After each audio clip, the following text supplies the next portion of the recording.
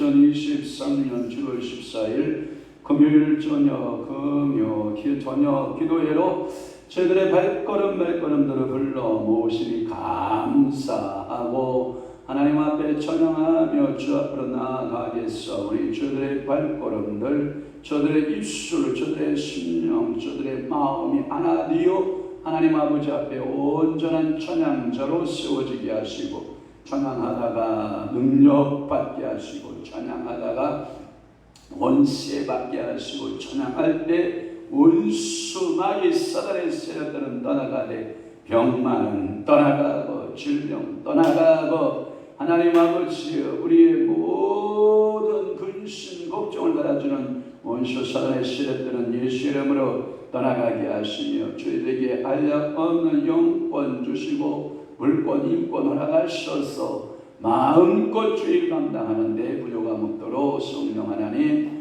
저희들을 인도하여 주시옵소서. 오고 있는 발걸음 주님께서 제촉하시고 정한 시간에 함께 은혜 받는 시간 되게 하옵시며 오늘도 성령 하나님께서 오늘이 저희들을 사로잡아 주옵소서. 밴드와 유튜브로 함께하고 있는 사랑하는 귀한 성도들을 주님이 복되게 하시고 저들의 삶에 오직 예수 그리스도만 나타나게 하여 주옵소서. 오늘도 기도하는 모든 소원마다 응답 주옵소서. 예수 그리스도의 이름으로 축복하며 기도하옵나이다. 아멘. 마이크 볼륨 조금 올려주세요. 눈들아 머리 들어라.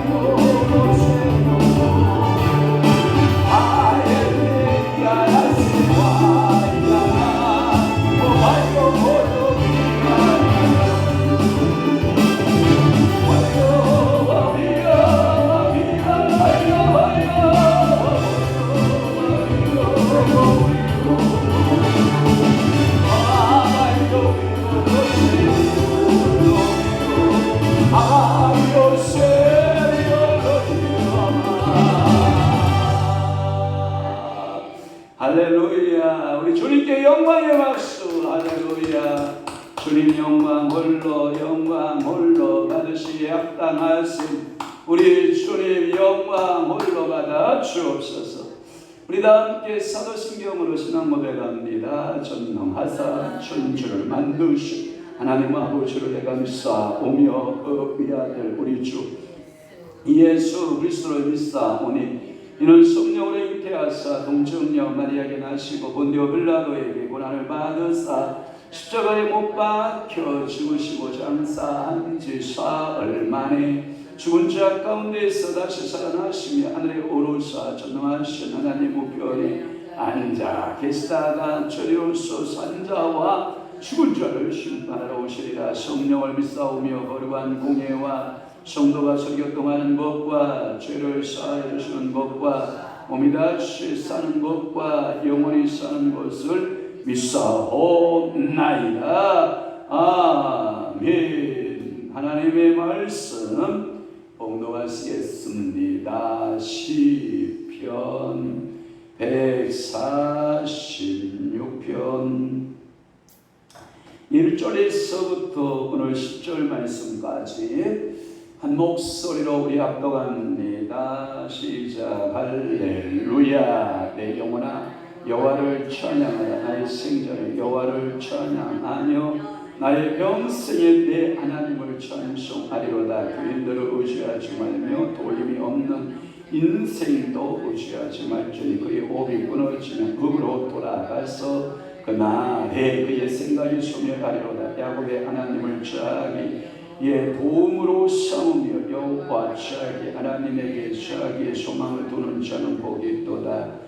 여호와는 천지와 바다와 그 중에 만물을 지으시며 영원히 진실함을 지키시며 억눌린 사람들을 위해 정으로 심판하시며 줄인 자들에게 먹을 것을 주시는 이시로다. 여호와께서는 갇힌 자들에게 자유를 주시는도다. 여호와께서 뱅이들의 눈을 여시며 여호와께서 비굴한 자를 일으키시며 여호와께서 의인들을 사랑하시며 여호와께서 남녀를 보호하시며 고아와 과부를 붙드시고 악인들의 길을 굽게 하시는도다. 시온아 여호와는 영원히 다스리시고 내 하나님은 대대로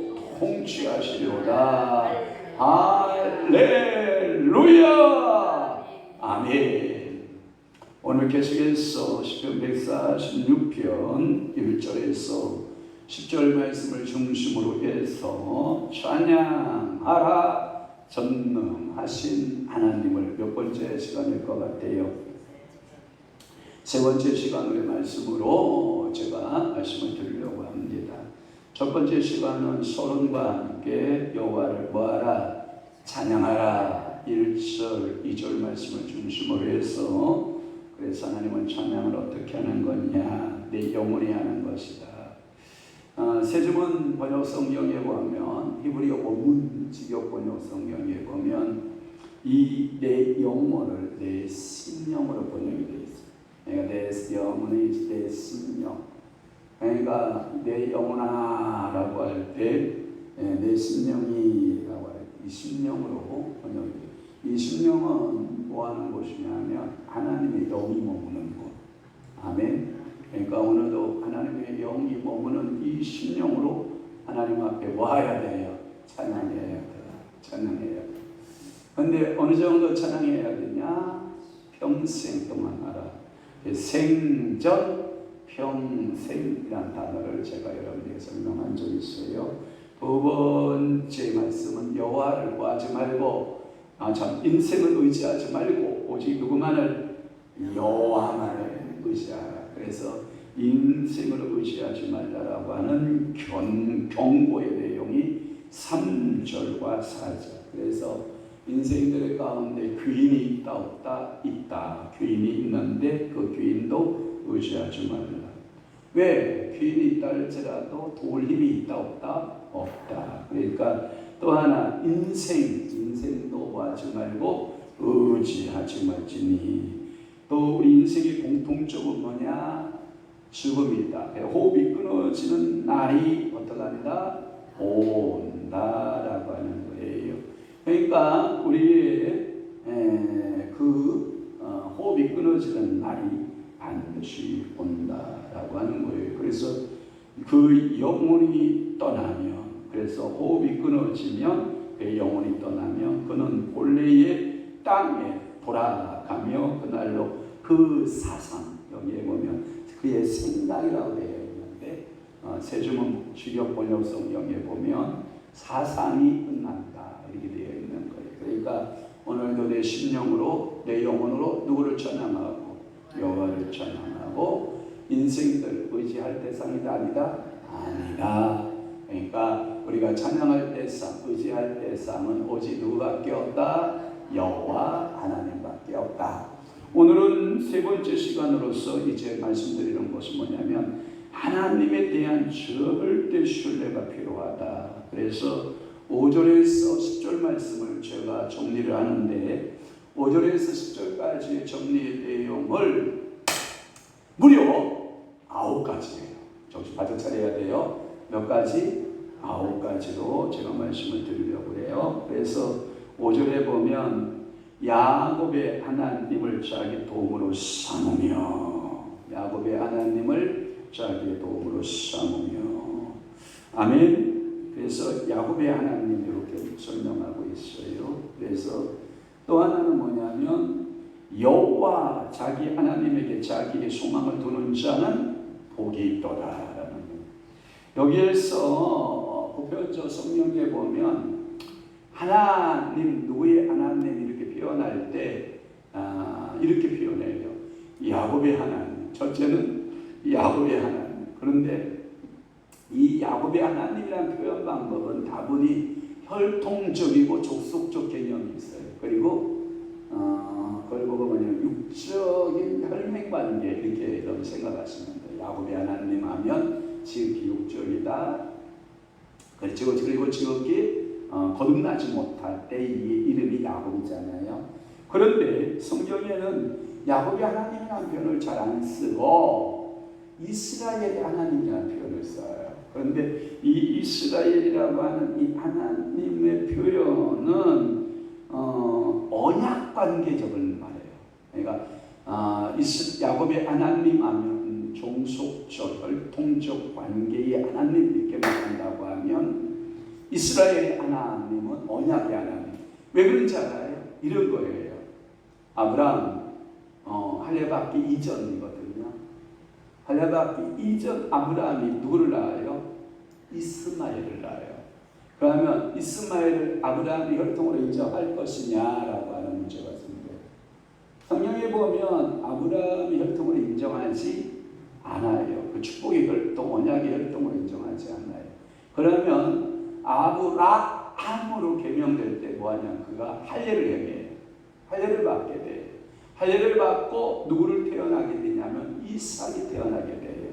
그런데 이 이삭을 가리켜서 유일한 독자 이삭이라는 단어를 쓰거든요. 하나님은 똑같이 한 몸에서 나왔다 할지라도 할례받기 이전에는 이스마엘이 태어나는 거고 할례받은 이후에는 이삭이 태어나는 거예요. 그러니까 오늘도 이 야곱의 하나님이라고 하는 것은 구약의 드문드문 야곱의 하나님, 야곱의 하나님. 물론 아브라함과 이삭과 야곱의 하나님 이렇게 세 붙일 때에는 그저 흔히 쓰여질 수 있는 용어이지만 독특하게 야곱의 하나님만 딱 잘라서 잘 사용하지는 않는다라고 하는 거예요. 그러면 흔하게 사용되었던 하나님은 이스라엘의 하나님. 아멘. 그래서 이스라엘 하나님으로 이렇게 많이 보편적으로 표현되어져 있다라고 하는 거예요. 야곱의 하나님에 대한 표현 방법은 특별히 시가서, 시, 잠, 전, 이게 5권의 시가서 속에 이 야곱의 하나님 할 때 듣기 드물어요. 또 하나 이제 선지서 그들을 이렇게 보면 선지서는 두 개로 또 나눌 수가 있어요. 대선지서와 소선지서. 기준은 뭐예요? 그 길이에요. 길. 방대한 길이를 가지고 있으면 대선지서. 그 다음에 조그마한 짤막한 글을 가지고 있으면 소선지서. 이렇게 나누어요. 그래서 대선지서, 소선지서는 12권.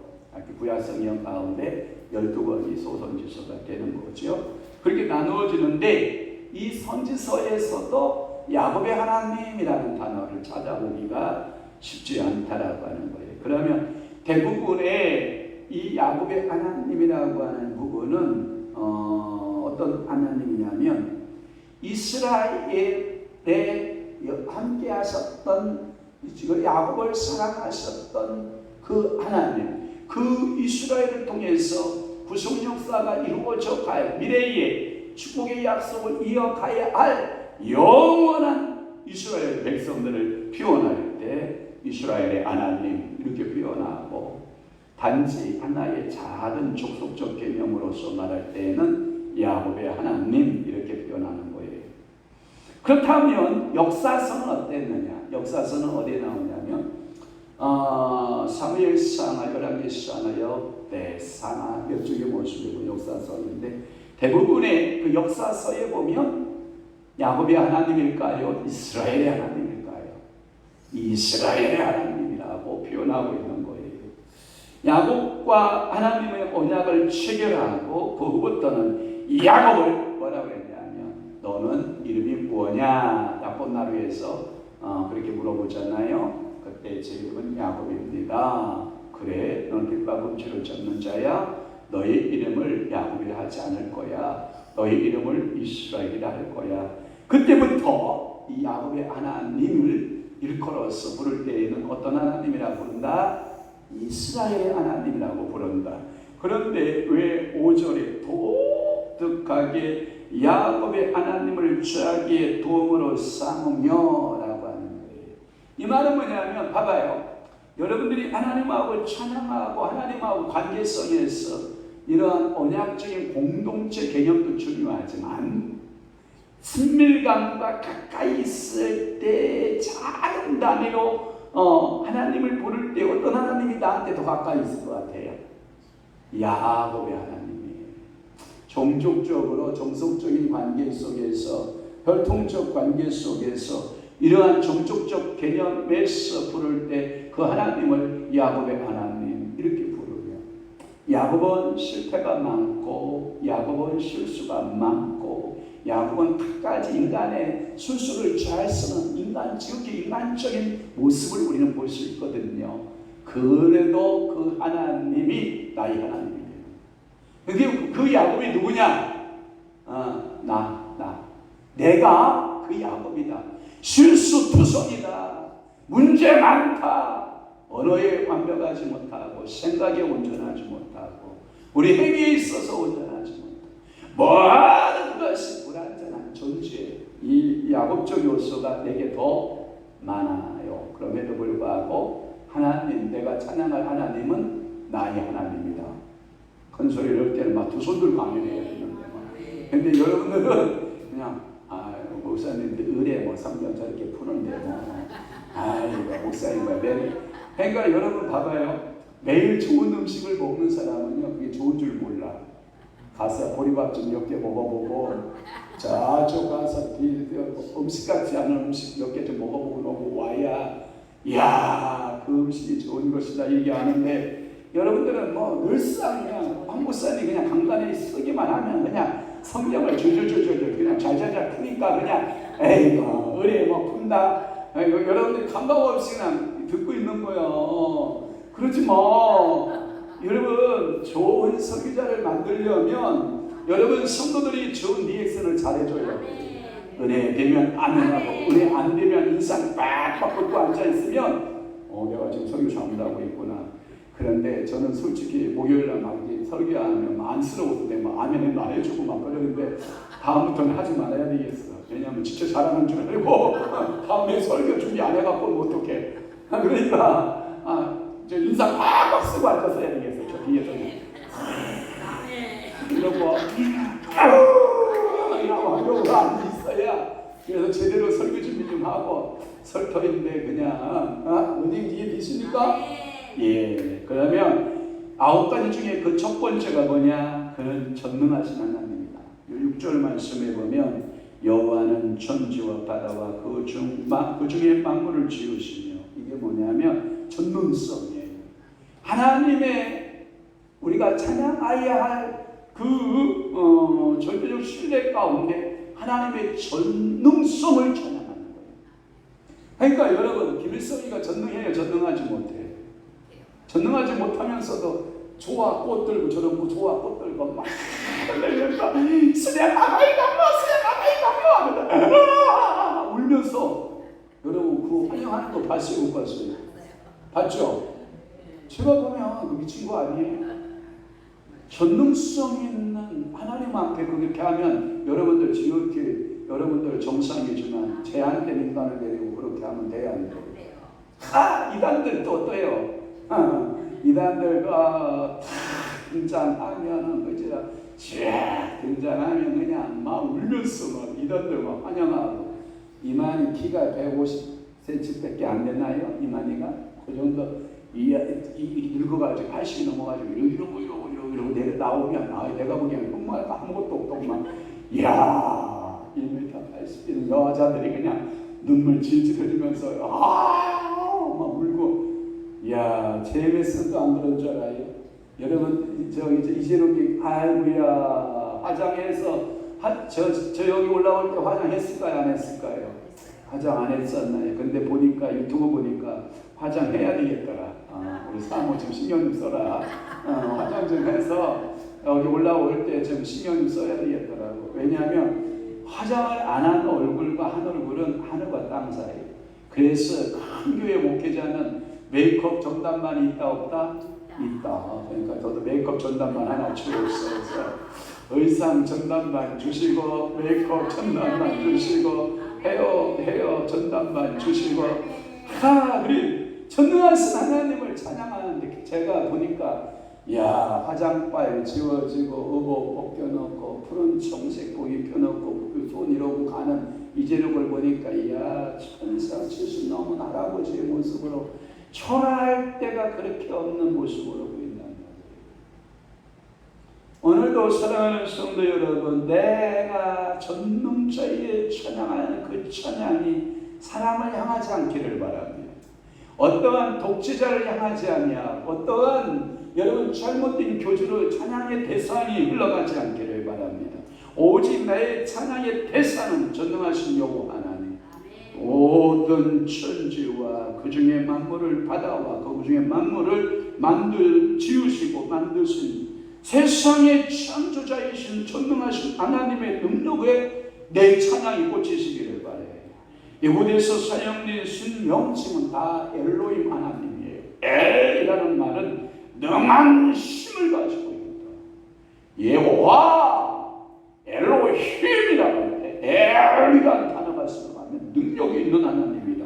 그래서 엘은 뭐냐면 만물을 창조하신 만물을 지으시기에 족한 그 하나님을 가리켜서 우리는 엘 하나님 이렇게 말하는 거거든요. 그래서 나는 그 하나님을 뭐한다? 찬양한다. 첫째는 전능성 때문에 찬양한다. 두 번째는 뭐냐? 불변성의 하나님 때문에 찬양해.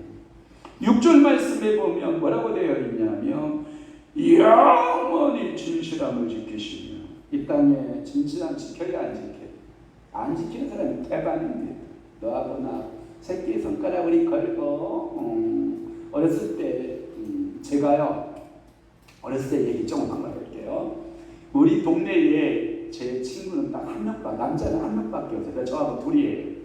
그런데 그 해에 왜 돼지가 그렇게 많이 태어났는지 우리 친구들 전부 다 여자들이에요. 그런데 남자는요 저하고요 그 친구 하나하고 태어났어요. 그러니까 우리가 놀이할 때 여자들하고 같이 놀았겠어요? 안 놀았겠어요? 당연히 친구가 없으니까 여자들하고 놀지요. 근데 걔네들은 왜 이렇게 성숙이 빨라요 우리보다? 그러면 맨날 걔는 마님이고 우리 맨날 목종이야. 영원아 전화를 뭐 갖고 와라. 그러면 예 하고 갖다 줘야 돼. 엄마가 시킨 대로 말 잘 들어야 되지. 그러면 예 엄마 하고 말이 들었단 말이에요. 지금 생각해보니까 이거 최고 말이에요. 요 말에 다 내 어깨도 안 나는 거야. 안 나는 그 친구들 야 네가 그래 그랬단 말이야. 네가 엄마였단 말이야. 이야 그러고 놀았단 말이죠. 그런데 그때 우리가 뭐 하는지 알아요? 소꿉장난 하면서 너하고 나하고 부부하는 거야. 부부는 서로 변하지 않는 거야. 예, 비가 와도 안 변하고 바람 불어도 안 변하고 눈이 와도 안 변하는 거예요. 나하고 너하고 부부예요. 지금부터 부부예요. 무슨 부부였으면 지금 큰일 날 뻔했어 내가 보니까. 깨지기를 잘한 것 같아. 그리고 소꿉장난하고 놀았던 기억이 있거든요. 사람은요 진실하지 않아요. 사람은 영원하지 않아요. 신학자 페론이라고 하는 신학자가 뭐라고 얘기했냐면 이 표현은 이 시 그러니까 시편 146편의 중심 사상인데 여호와는 변변하시다. 그래서 인생은 그 여호와 하나님을 찬양한다 이렇게 되어 있어요. 페론이라고 하는 신학자가 그렇게 얘기를 한 거예요. 이것은 우리가 하나님만을 전적으로 의지하고 신뢰해야 될 이유를 설명하고 있어요. 그래서 자신의 약속을 지키시는 하나님, 그 약속을 변개치 아니하신 하나님이 바로 그분이시다. 우리는 이 하나님을 전적으로 의지합니다. 자, 첫 번째는 뭐라고 했어요? 전능성의 하나님을 찬양하고, 두 번째는 불변성의 하나님을 찬양하고, 세 번째는 뭐냐? 올바른 판단을 내리시는 하나님을 찬양합니다. 7절 봐봐요. 자, 7절의 말씀에 보면 억눌린 사람들을 의에 정의로 심판하시며, 그러니까 이 땅에 인간은 정의가 있다 없다? 없다. 한글판 제가 번역한 거 그대로 읽어볼게요. 한글판이요. 압박당하는 자를 위하여 공의로 판단하십니다. 공의로 번역됐어요. 그러면 여기 새지문 성경에 히브리어 번역 성경 직역에 뭐라고 되어 있는가 한번 제가 7절을 읽어드릴게요. 그는 억눌린 자들에게 공의를 행하시며, 똑같이 번역본의 공의. 그래서 우리 화요일날 선생님이 뭐라고 말씀하셔요? 개정판 중에서 잘못되어진 것 중에 하나가 공의를 정으로 번역한 것은 실수다. 했어 안 했어요? 아는가 생각 안 나는 사람 과연 이제 조금 있으면 생각이 새록새록 올라와야 아직 뭐가 있는 건데 총기가 있는 거예요. 총기가. 저는 축복할게요. 여러분 아무리 100세가 넘어도 정신줄 놓으면 된다 안 된다? 정신 차리라고요. 정신줄로만 안 돼요. 정신줄로면 뭐예요? 왔다 갔다. 이게 큰일 나요. 제가 지난 주일날 우리 권사님하고 그 파주 요양병원 갔잖아요. 그때 권사님 어머니가 이번 요양병원 입원한 사람이 누구야 물어보고 있다는 거예요. 모르고. 그러면 알려준다는 거예요. 큰사이 부장로 맞지? 어느 날 되게 정신이 바짝 돌아왔다가 그게 누구야? 미친 바닥 뛸 아니에요.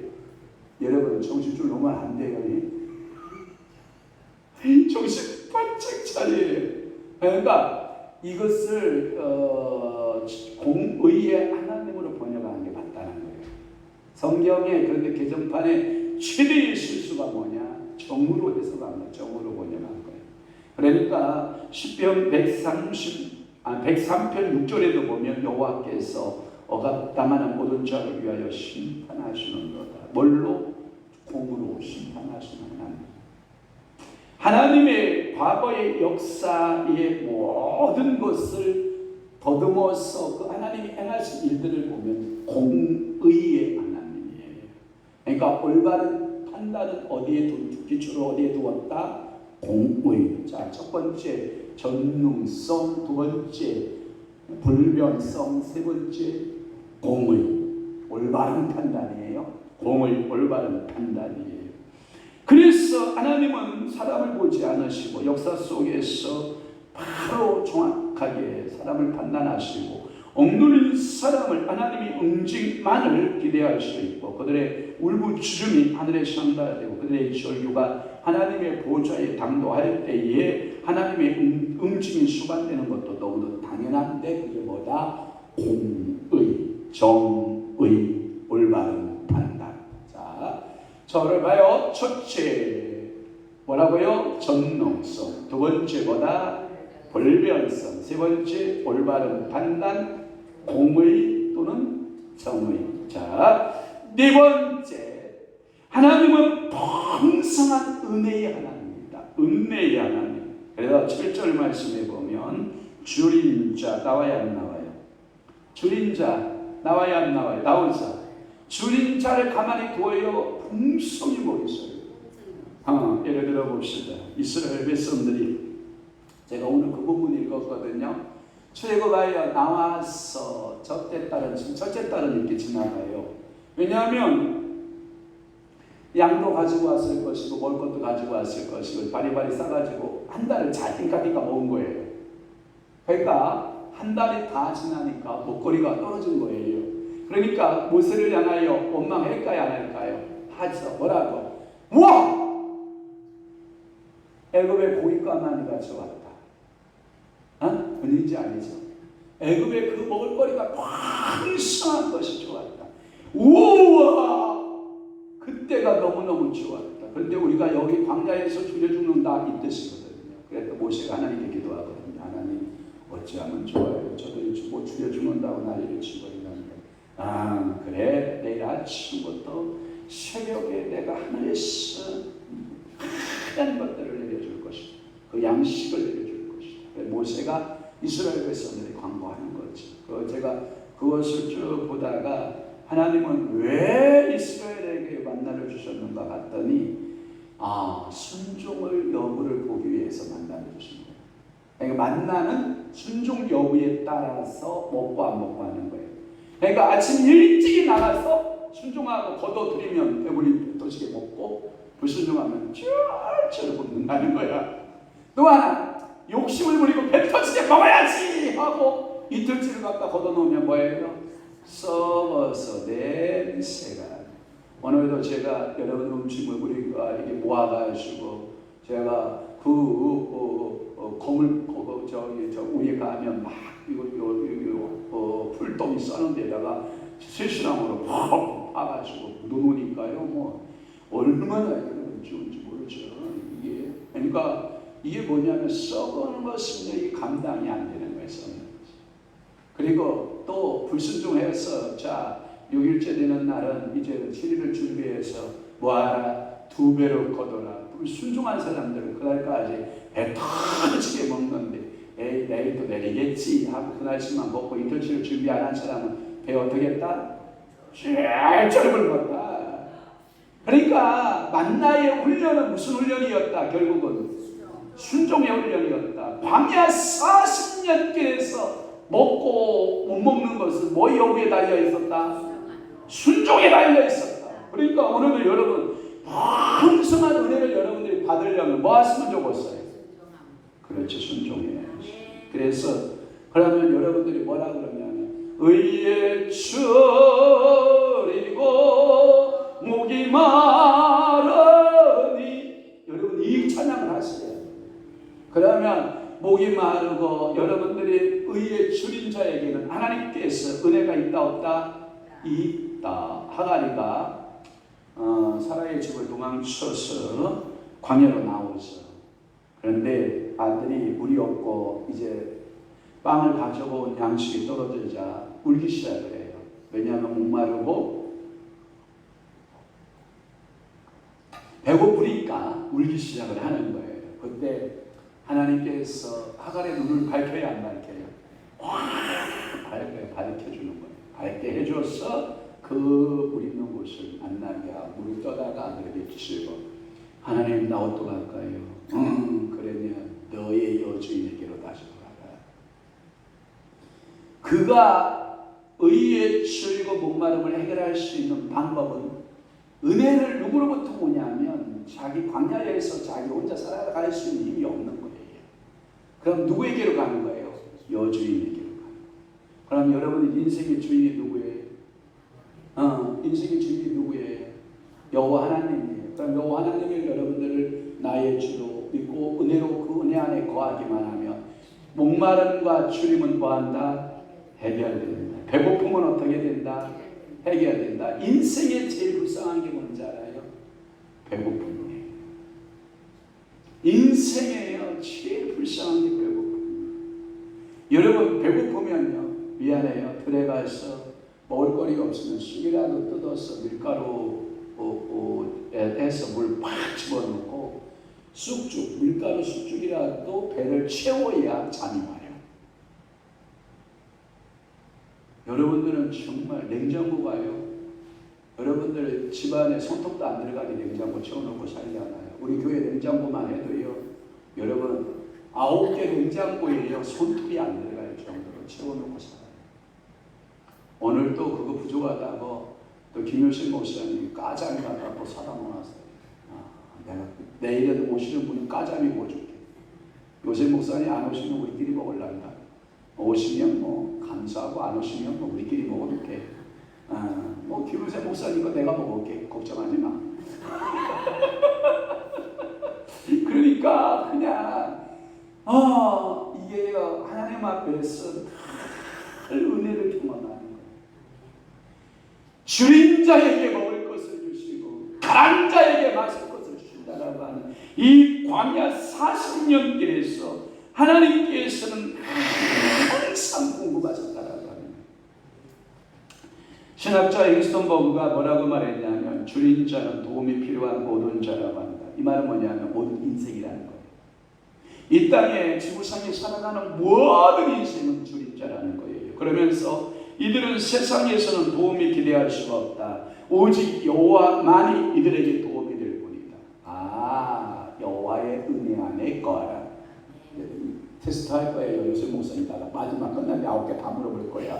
9개 다 말 못하면 이제 저기 갈 거야. 자, 첫째 뭐라고? 천명성. 두 번째 뭐라고? 불변성. 세 번째 뭐라고? 올바른 판단. 공의, 정의. 네 번째가 뭐라고?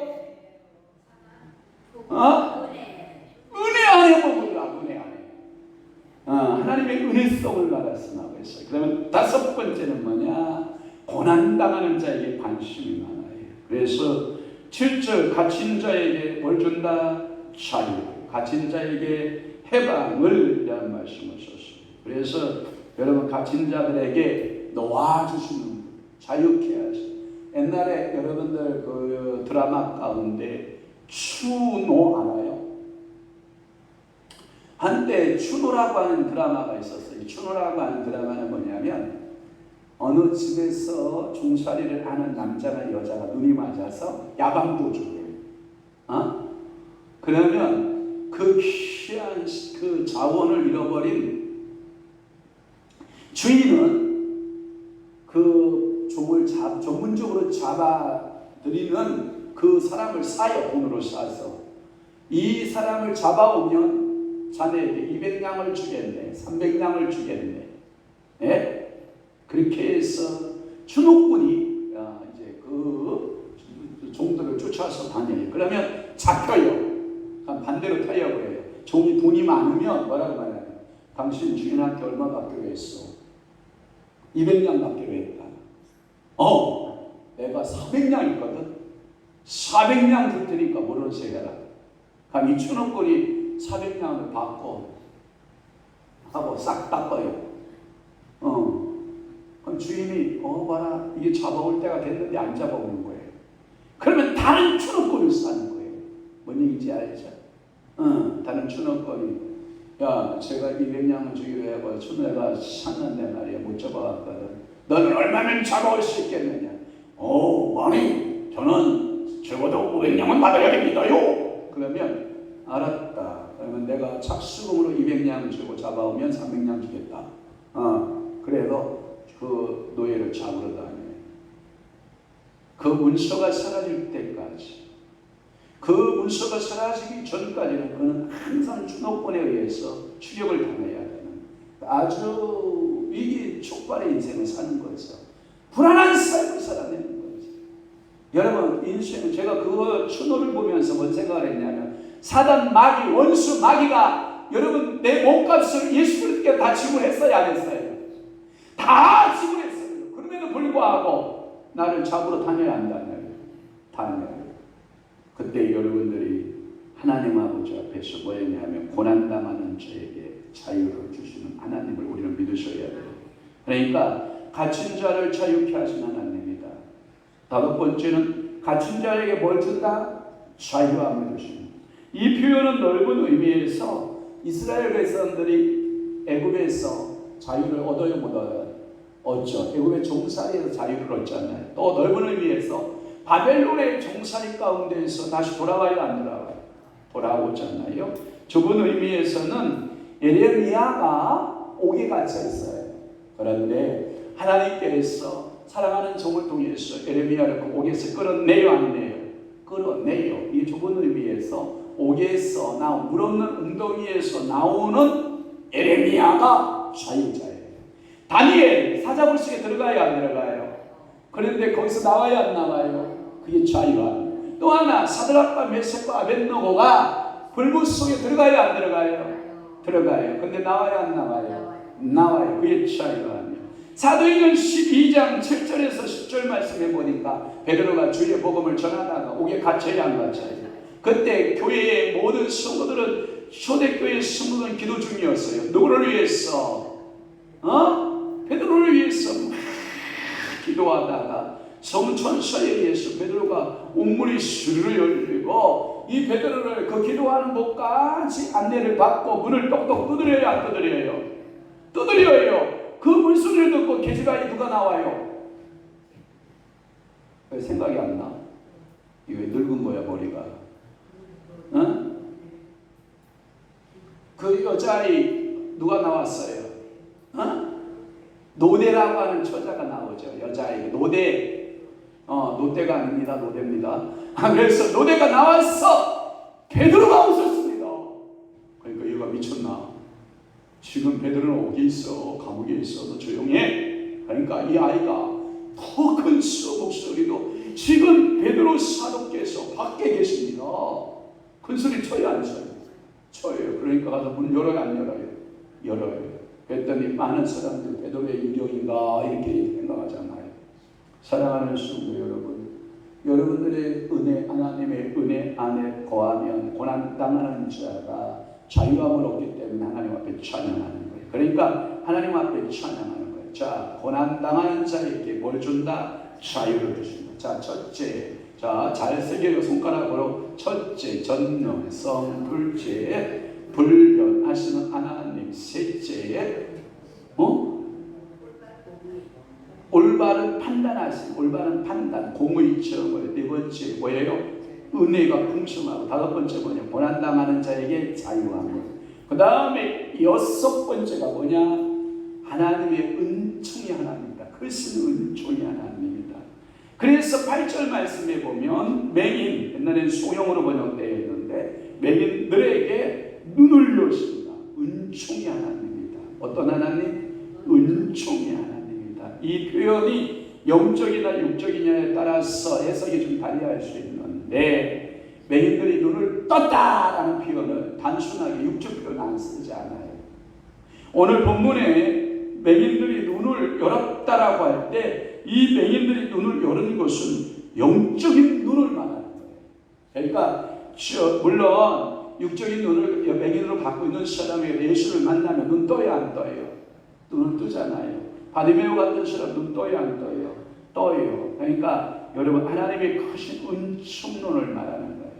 은총을 받으면 여러분들 영안이 어떻게 한다? 열린다. 한번 여러분 판단해봐요. 나가 영안이 열렸나? 영안이 안 열렸나? 기도하고 어떤 환상도 보고도 판단이 안 되고 분별이 안 되면 영안이 닫힌 사람. 꿈을 꾸고도 그게 꿈이 해석이 안 되는 사람은 영안이 닫혀있는 사람. 분별력이 없는 거예요. 그 사람은 어디가 길이냐 말해다오 말해다오 맨날 그렇지 길을 찾아가지를 못하는 거예요. 성경을 보고도 맹인들은 하나님의 길을 찾아야 못 찾아요. 그래서 여러분들의 맹인들의 눈을 여신다라고 말할 때 하나님은 초자연적인 하나님의 역사인데 그 하나님은 실질적 육신의 눈도 고칠 뿐만 아니라 영적인 눈을 크게 뜨게 하시는 풍성하신 은총이 풍성하신 하나님이시라는 것을 알 수 있어요. 그 다음에 일곱 번째 하나님의 자비성이에요. 하나님의 뭐다? 자비성. 여섯 번째는 은총성이에요. 자, 첫 번째 전능성, 두 번째 불변성, 세 번째 올바른 판단, 정의, 공의고, 그 다음에 네 번째 풍성한 은혜론이고, 다섯 번째가 고난당하는 자에게 자유를 주시고, 그 다음에 여섯 번째가 은총론, 일곱 번째가 뭐냐? 자비로기, 자비로. 하나님은 자비하시다. 여러분 그 8절 말씀에 보면 비굴한 자들 나와야 안 나와요? 비굴한 자들을 일으키시는 자비하신 하나님이십니다. 그 말은 뭐냐면 어떤 사람이 비굴 인생이냐면 압제당하는 사람과 학대당하는 사람이 비굴하다는 거예요. 우리는 압제당하고 학대당하는 것이 있어요. 때로 뭐냐면 질병이죠. 질병이 여러분들을 압제하고 학대할 수 있어요. 자, 예수 이름으로 파쇄. 질병에서 파쇄. 여러분 암 있지 않나요? 성경에 보니까 많은 하나님의 사람들이 우리 사모가 울린다고 소리를 너무 많이 줄여놔가지고 내가 악을 쓰고 있어. 지금 저 설교 시간에 너무 많이 줄여가지고 지금 자 봐봐요. 이 성경에 많은 사람들이 마지막 운명을 당할 때 대부분 사람들이 다 질병을 죽어요. 80이 넘거나 90이 넘으면 모두 다 암을 가지고 있다고 해요. 그런데 수술할 필요가 없어요. 왜 그러냐? 암이 발생해서 자연산 시간하고 같이 맞물려 가요. 제가 언젠가 우리 어머니 80몇 세 때 이게 유방에 이상수면이 생겼다고 이렇게. 그런데 다행히도 우리 어머니는 그것을 못 보셨어. 나하고 우리 안 사람만 이렇게 보고 여보 이거 어머니한테 알리지 말자. 이거 어머니 지금 유방수술 해봤자 더 힘들다. 더 힘드니까 알리지 말자. 그리고 자연적으로 함께 암하고 생활하게 하자. 그 다음 해에 건강검진 수요일서 다시 나왔어요. 싹 사라졌어요. 그때 들쑤셔서 와요. 에? 얼마나 당신 생활의 삶의 질이 안 좋았을까요? 제가 마음속에 늘 부담을 갖고 기도했을까요? 안 했을까요? 했겠죠, 당연히. 가슴에 하나님 암이랍니다. 주여 치유해 주시옵소서. 싹 1년 후에 소견이 다 없어졌어요. 아무런 소견이 91세까지 건강해. 가슴 아이고 가슴이야 해본 적이 없어. 그러니까 하나님은 오늘도 자비하신 하나님. 비굴한 자, 그러니까 질병 때문에 비굴한 자는 뭐예요? 그 자비하시는 주 질병에 노인받아요. 또 하나, 여러분들 언제 비굴해지는지 알아요? 사람이 돈이 없으면 비굴해져. 네? 가난해지면 가난한 사람들은 비굴해진다니까. 미안해요. 제가 이런 얘기해서 목사는 돈 없어도 살아요. 왜? 오직 하나님만을 나의 기업으로 삼기로 각오된 사람들이기 때문에. 목사는 돈 없어도 살아요. 진짜. 요새 목사는 돈 없어도 목사는 산다고요. 그런데 평신도는요, 돈 없으면요, 미안해요. 비굴해져요. 그래서 복음성가 가운데 가난해도 비굴하지 않으며 찬양이 있어요? 없어요? 있어요. 많이 그렇지. 비굴해져. 그러니까 하나님 앞에 주여 비굴하지 않도록 우리 사랑하는 성도에게 물건을 열어서서 자비하신 하나님 열어서서. 내가 왜 이렇게 소리치는지 알지? 저 뒤 아저씨 때문에 그래. 그러니까 자비성. 7번째가 뭐라고요? 자비하시는. 그러니까 비굴한 자를 일으켜 세우시는 거예요. 성경에 보니까 비굴했던 인생들이 다 일어서더라고요. 하나님을 나의 하나님으로 삼고 있었던 비굴한 인생들을 하나님은 일으키시는 하나님이시죠. 오늘도 하나님은 여러분들을 뭐 하신 하나님? 일으키시는 하나님. 그래서 엎드림과 움츠림에서 여러분들은 어떻게 해야 돼요? 일으키심을 받아요. 자비성이에요. 자비성. 자, 저 손가락 봅니다. 첫째 전능성, 두 번째 불변성, 세 번째 올바른 판단, 정의, 공의, 세 번째 은혜, 은총론, 그 다음에 은혜론이에요. 그 다음에 고난 당하는 자에게 하나님께서 은혜 줄. 또 하나 6번째가 은총론, 7번째가 자비하심이에요. 자비성을 말하고 있어요. 그 다음에 8번째가 뭐냐? 사랑하심이에요. 의인을 사랑하심. 8절에 보면 의인들을 뭐하며? 사랑하시며. 하나님은 사랑이 많으신 하나님. 그래서 사랑성이 하나님입니다. 거룩성, 사랑성이 있는데 이것이 바로 의인이 끝까지 의인의 길을 가야 할 이유가 된다라고 하는 거예요. 그래서 사랑이라고 하는 표현은 지극히 포근하고 따스한 감정을 말하는데, 여러분 누구로부터 사랑한다라는 말을 들으면 기분 좋을까요? 안 좋을까요? 기분 좋아요. 제가 누구나, 저는 만인의 연인이라서 누구나 I love you 사랑합니다. 그러니까 우리 목사님들도 저한테 전화할 때마다 한 목사님 I love you 사랑합니다. 이게 자연스러워. 전혀 이상하지 않아. 제가 I love you 사랑합니다라고 할 때 막 감정이 야릇해지는 사람은 자네가 문제가 있는 거야. 자네가. 그냥 사랑합니다. 예수 안에서 사랑합니다. 예수 안에서 축복합니다. 이건 뭐 당연한 기독교인의 인사법인데 뭐 그것을 황 목사님은 나를 게시물에 눈으로 쳐다보더라면 뭐 한다는 이런 이따위 소리 하면 된다 안 된다? 안 된다. 여러분 절대 저는 그런 마음 주어도 없어요. 예? 그러니까 괜히 혼자 충만하지 마시고 신랑 깨어나시오. 깨어나지 않는 거예요? 깨어나시오. 그러니까 황 목사는 늘상 사랑한다는 표현 쓴다 안 쓴다? 쓴다. 하나님은 여러분들을 늘상 사랑한다 안 사랑한다? 사랑하신다. 사랑성이에요. 그래서 의인들을 사랑하십니다. 자, 8번까지 다 저를 봐요. 밑에 보지 말고 저를 봐요.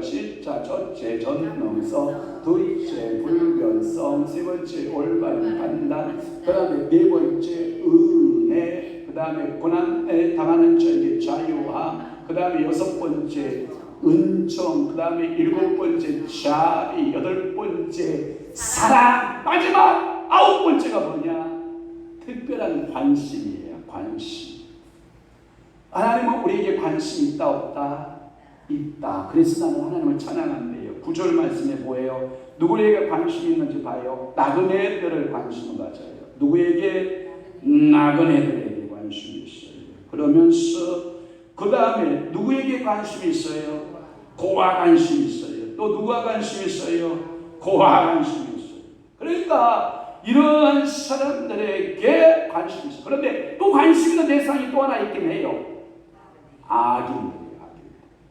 악인들이 관심이 있어요. 이 성도에 대한 하나님의 크신 은혜가 이곳에서 나오고요. 성도들은 어느 상황이거나 고아와 과거이거나 하나님의 크신 보호의 대상이 되고, 이와 같은 이유로 하나님은 영원히 다스리시고 내 하나님 대대로 통치하신다. 그렇기 때문에 나는 그 전능하신 하나님을 찬양합니다. 이 시편은 처음에 그래서 뭘로 시작했다? 할렐루야로 시작에 대해서 나오고, 끝부분에 또 다시 10절 말씀이 뭘로 끝났다? 할렐루야. 그래서 146편을 일명 무슨 시라 한다? 할렐루야 시라고 합니다. 그래서 아홉 번째는 특별한 관심. 자, 청문하님부터 해볼까요? 앞에부터 해봅시다. 아홉 가지. 자, 저를 봐요. 자, 그대가 이 정신적 건강이 얼마나 좋은가 이제 지금부터 이제 테스트 하는 거예요. 자, 안 되겠다. 젊은 순서대로 해야겠다. 젊은 순서대로 하겠습니다. 자, 제일 젊은 우리 안사람부터, 우리 사모부터 출발하겠습니다. 자, 저를 봐요. 어디 봐? 밑에 보지 마. 저를 봐. 자, 시작. 아멘. 네.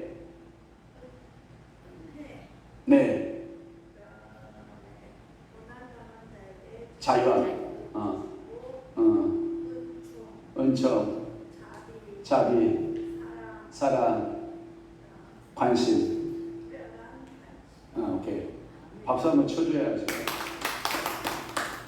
그 정도도 못하면 이제 무늬만 소리 또 들을 뻔했어. 무늬만 또 좀 그럴 뻔했어. 그죠? 자, 그러면 그 다음에 우리 김기래군. 이렇게 뭉개려고 그러지. 그럼 다 함께 합시다. 다 함께. 시작. 전능성, 불변성. 자, 그 다음 올바른 판단, 공의, 정의. 그 다음에 네 번째 은혜. 그 다음에 고난자에게 자유함. 그 다음에 은총. 그 다음에 자비. 그 다음에 사랑. 그 다음에 무한하신 하나님의 사랑에 관심이 있다는 거예요. 관심. 할렐루야. 특별히 김효선 목사님만 시켜볼까요? 자, 일어서서 안 한다고 고개를 설레설레 하는데, 자, 여러분들 왜 제가 이 아홉 가지를 자꾸 여러분들이 반복한지 알겠죠? 그래서 찬양합니다. 그래서 그 하나님을 찬양합니다. 그러니까 누워서 오늘 그 하나님을 찬양해야 할 이유가 무엇인가? 영광 가운데로 쫙 들어가시고 여러분들이 그 은혜 안에 머무시기를 바랍니다. 자, 에어컨도 꺼주시고 그리고 둘 다 음악 살려주시고 제가 기도하겠습니다. 좋으신 아버지 하나님, 오늘도 하나님께서 우리에게 절대적 신뢰가 필요한 이유에 대한 아홉 가지의 말씀에 대하여 하나님의 말씀을 살필 수 있는 은혜를 주시오니 감사합니다. 주여, 오늘도 저희들이 하나님 아버지 앞에 그 크신 아홉 가지 은혜를 받았으니 오늘도 우리가 마음껏 전능하신 하나님을 찬양하고 할렐루야, 마지막 또 할렐루야, 처음에 인생이 할렐루야, 마지막 우리 숨을 거둘 때에도 할렐루야, 우리의 사역도 할렐루야, 우리의 마지막 사역도 할렐루야로 여호와를 찬양함으로 마무리 지을 수만 있다면 얼마나 좋겠나이까. 하나님 아버지, 우리에게 영원한 찬송, 믿음의 찬송, 축복의 찬송을 부를 수 있도록 은혜를 베풀어 주시옵소서. 이제는 우리 주 예수 그리스도의 은혜와 하나님 아버지의 극진하신 사랑하심과 성령님의 강화, 교통, 내수, 위로, 역사 충만하시니 오늘 남은 때에 더욱더 하나님을 찬양하고 하나님 아버지의 절대적 신뢰하며 믿음으로 사랑 내기로 결심하는 사랑하는 귀한 성도를 심령 위에와 교회 위에 이제부터 영원토록 함께 있을지어다.